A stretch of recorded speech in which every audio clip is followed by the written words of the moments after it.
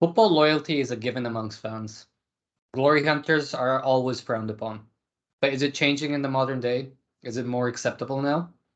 Joining us is someone who can no longer get it up watching Man United. Our resident glory hunter, Majid. MJ, can you tell us why you sold out? It's not just acceptable, it should be a promoted practice. This is not something that we should just like think. We should actively go and become glory hunters. Why not? You know what? My first point about it is the players themselves are glory hunters. There's no like you don't do it the hard way. It's the NBA model. If you can get a Real Madrid to sign you and you can get the ring in your finger, hey, that's it. You're good to go. You don't get those things, and if you don't get it here, you'll jump over. If Ronaldo doesn't get signed by City, he'll jump over to United across the bridge. If he doesn't get at Everton, he'll just side over to Everton Red, Merseyside Red. So like that Zamana is over. When Mourinho came in, Abramovich came in and smashed world football in terms of money. That Zamana, that time, that period of like loyalty was smashed right there, in my opinion. That's where the timeline diverged. I Right, but I think mean, go on. I'm just saying that United hurt you that badly that you just couldn't end up supporting them anymore. Let's be Football honest, has be hurt real, me they that hurt you badly. so much.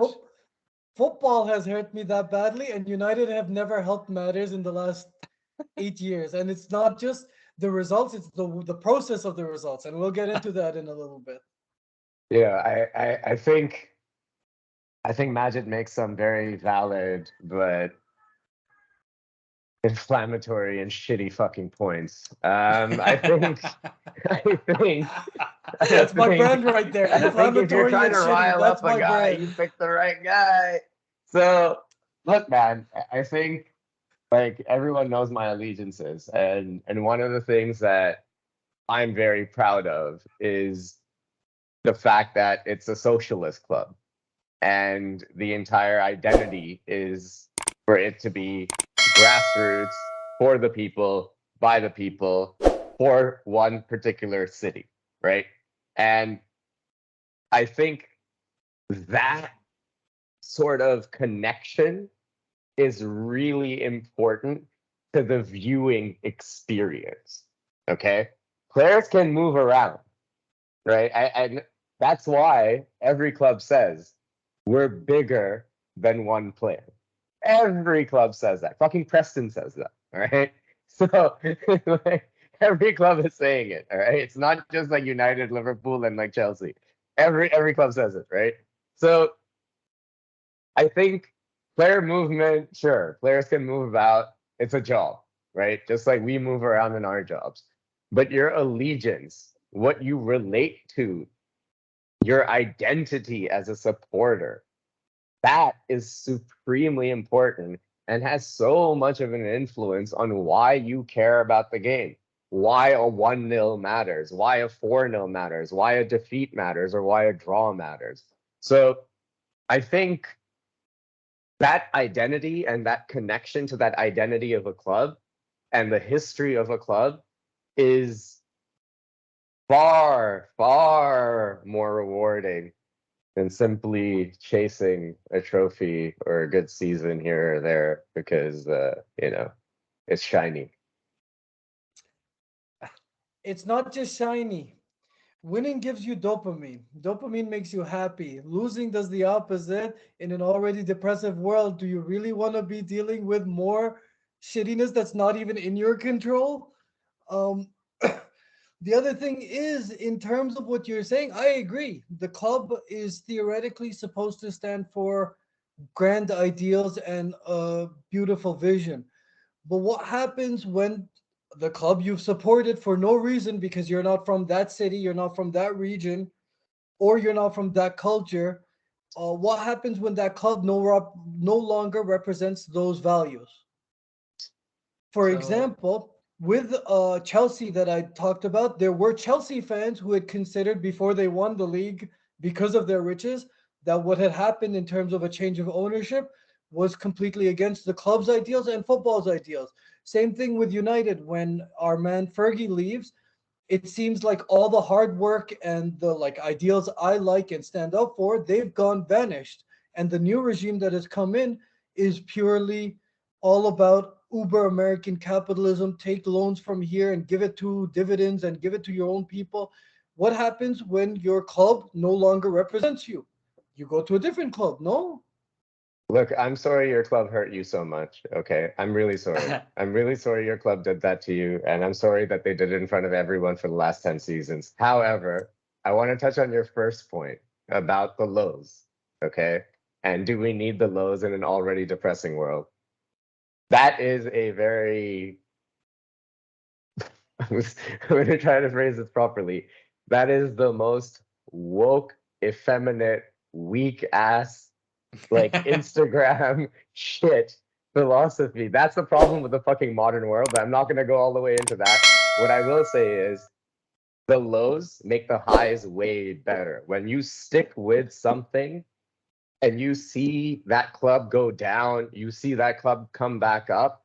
I guarantee you, you ask any Newcastle fan how happy they are right now that they stuck around for the last 20 seasons. I guarantee you they'll say that it was worth it. You ask any Liverpool fan, 110%, all the lows that we had under Hicks and Gillette, absolutely worth it for where we are now. And I wouldn't trade it for the world because that roller coaster, that ride is what makes all of this, all of the trophies afterwards feel even better. Relativity is very important. No, I cannot imagine being a fan that every season is celebrating winning a league. Like I can't even, because I've just switched over to PSG this time, or I've switched over to like Real Madrid, or I've switched over to Bayern. Like I how would that even be enjoyable, man? Well, I mean, look, you didn't grow up with Liverpool in the 70s and 80s, so it's not just something that you've experienced, right? But as a United fan, I grew up watching them win all the time. And in the last 10 years, I watched our club fall to shit, right? And this is the point. Look, I can sympathize with Majid on this, is that this is a club I no longer recognize, right? It doesn't it doesn't believe in anything anymore. It just follows whatever principles that a manager has set out, whether they agree with the club or not. And mostly it's the club owners, or it was Ed Woodward who just ran the show and just ran it to the ground. And players became more important than the club. So I'm with him when he says I don't recognize the club. Where I disagree is that I think, like, I'm generally with Gaurav on this, which is that I've studied the club, I know the history of the club, I know what it stands for, and I believe, and I don't know why, but it is our responsibility to stand up to these corrupt corporates who've taken over the game and are ruining it. And like that's just what I believe. And I'm like, for me, I'm honestly proud of the Glaciers movement. We've done it for 17 years, and it's been consistent for 17 years, right? This is what a passionate fan base can do to you, right? Like it evokes feelings of sadness, evokes feelings of happiness. You have extreme highs and you have 10 years of lows. If Liverpool fan, 30 years of lows. You see your club get relegated, you're heartbroken. I think this is just part of football. And that's the thing that I enjoy. In your um Come back, you're Majid. Come calling back to you're us. Come back calling to me us. you no, you guys Come call me back to us. woke. If I'm being diplomatic, I you'll didn't call call me you woke. woke. I didn't That call is, you If woke. He called you that's woke. on me. if I start, you guys will be crying. I can guarantee you that. You didn't answer my question. Stop saying My you guys, not entire me, him. my entire 4 or 3 minutes was what happens when your club does not represent your ideals. You neither one of you That's No, but that's you happened to me fight as well. you fight the ownership. Me sitting in Karachi, Pakistan is gonna fight billion-dollar owner, American owner sitting in London or New York today or Miami. I think the Glazers Yeah. love Florida, I think. Income Yeah, mm, look, tax. I think I take your point, right? And to answer your And question, and by the I way, number one, I had mentioned in my previous example, I had mentioned Chelsea, not United. You guys projected the fandom onto me about United. I talked about Chelsea for that reason to avoid the United subject. The second thing is also, if we are talking about United, United is a public company. So essentially, what we're doing at this point, if you're a United fan, you're cheering, go Apple, go Google. That's what it is. If we're cutting crassly down to it, if United is a public company, publicly traded company, that means at the end of the day, all we're kind of doing is looking at the stock market or the stock chart and being like, good, like Okay. that would be That you should celebrate Okay. the stock chart more than the game results at that point if they're a public Okay. company. I think I think to cordon off the discussion, right? Let's talk about other clubs because United is a unique case where it is a PLC, right? That there is a unique case there. Now, what I'll do is I'll talk about my personal experience when I didn't recognize my club, right? And that was I was a Liverpool fan before Hicks and Gillette.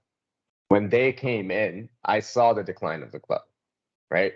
And now, what could I, a fan not in Liverpool, not in the UK, living in Canada at the time, do to help this cause and get these guys out of my club? I couldn't do much. I worked part-time and I did support Spirit of Shankly and I donated money to that. And that's all I could do from my end, right? That's it. But at the end of the day, I felt so much more connection to the club because of that hardship. And dude, like I've seen the Gerrard slip, I've seen all of that heartbreak. And a lot of the time, I actually maintain to this day that when Liverpool do well over the weekend, I have a great week. Like it's a better week for me by default. My mood is better. Everything's a bit better. When Liverpool do poorly, it does affect me. It does affect me, and it's harder for me to be as happy. So now you can say that, like, oh, the ups and downs, and like, oh, it's depressing and it brings you down. But like, I think life is about hardship. So maybe it's a difference in philosophy. I think life is about difficulty and hardship, and that makes everything sweeter. Every challenge makes every victory sweeter. Maybe there's a difference in philosophy where glory hunters are thinking, I just want to have a good time. I'm not doing this for the challenge. I'm not doing this for the ride. All I want is the fun at the end. It's not about the journey. So, like you mentioned, you yourself have said individually your performance personally is affected by this brand. So why would you not want to carry the happiness, the good vibes, the creative vibes? Why would you not want to keep that going all year long? Which is why you would support the teams that are winning. Secondly, Because in terms of this life philosophy thing that you're like trying to push at, um, that's my point. That's exactly my point. That's my point. Life as it stands is already hard enough. I deal with that. I face that every day with my chin up. Can't I get 45 minutes where I'm just happy because a team, 11 guys are playing and I want to see the best one because Messi moved from here to there. I want that team to win now. Because life is so hard everywhere else, I want to be happy here without having to put my faith and invest my faith in something that's going to let me down. Because that's what life is about. So you so mentioned something there. Sorry, like I just want to mention you mentioned a new breed of glory hunter, which is player loyalty, like following the Ronaldos, following the Messis, which is an interesting point, right? Like that's a new breed of glory hunter that's come out, and I wonder if that's made it more acceptable to follow these big teams, right? And I just want to answer your question before I give it back to Gaurav, right? Like why shouldn't you be able to follow these things? Um, because of society, because it's socially unacceptable, and because we'll hunt you down and make you feel as crap as us. That's just how it is, and that's just how it should be. Gaurav, do you have anything to add to that?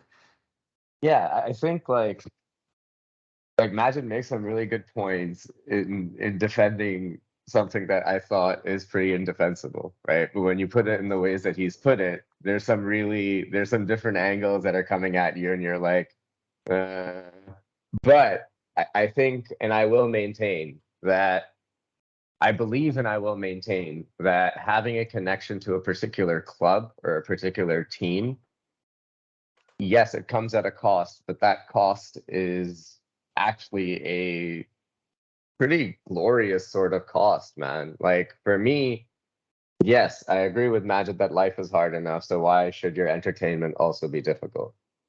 for me, I don't watch football to be entertained. I watch football because it's my favorite TV show that I've ever watched in my entire life. This isn't just entertainment. This is like my hobby. This is something that like I get involved in, right? Like, so sometimes I think it is a difference in mentality and philosophy. I think for some people it's an entertainment thing, and then for some people it's a way of life. And I think that is also determined by your connection to a particular club. So I, for me, it's always going to be one club your whole life, your kids, your grandkids, every fucking buddy. And if they aren't, then you disown them and you tell them to kick the curb. I'd like to be Like, clear. There was a time where I believed in one fandom. I don't know if you guys have painted me to be a villain from like birth. There was a point where I genuinely was a one club man. But given the modern way and TikTok and all of these things, you adapt, you evolve, and one of the fan evolutions is fuck it, Hala Madrid if they win the Champions League this year. you're not a one club man if you're no longer a one club man. But I take your point, right? Like, so Yeah. I want you guys to let us know what you think in the comments below, right? Do you think that glory hunters should rightly be persecuted, as some people feel, as I feel, as Gara feels? Or do you think that people should have the right to choose what they want? Be We're number disgusting one. bottom feeders who just We're don't number know anything one. about football. And yeah, Go why don't you go Halan. support? Go Yeah, see, City. I knew this was coming. Watch our Go Haaland video, Trophy. like Go and Trophy. subscribe, persecute this man. He's a betrayer. Bring him back to Man United. Let him suffer with me. All right. Win We'll, team, win team. Go Sports. Yeah. We'll see you guys next time. Like and subscribe. Cheers.